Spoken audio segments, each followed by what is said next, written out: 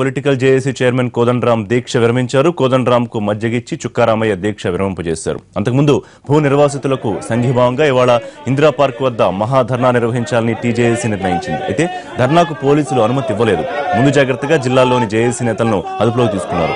JAC నేతల అరెస్టును నిరసిస్తూ తార్నాక్లోని తన నివాసంలో కోదండరాం దీక్ష చేపట్టారు. ఆయన దీక్షకు కాంగ్రెస్, టీడీపీ నేతలు సంఘీభావం తెలిపారు.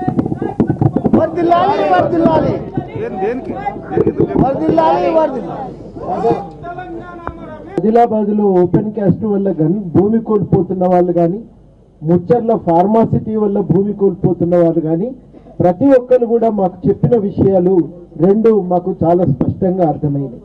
మొదటి మాట వాళ్ళు ఏమన్నారంటే, ఇంతటి భూసేకరణ అవసరమా సార్, జాగా లేదా, కంపెనీలు కట్టుకోరాదా, ప్రాజెక్టులు కట్టరాదా, మమ్మల్ని అందరినీ ఇంత పెద్ద ఎత్తున బేదఖలు చేయవలసిందేనా అనే మాట వాళ్ళు అడిగిన దానికి చాలా చోట్ల మాకు సమాధానం లేదు.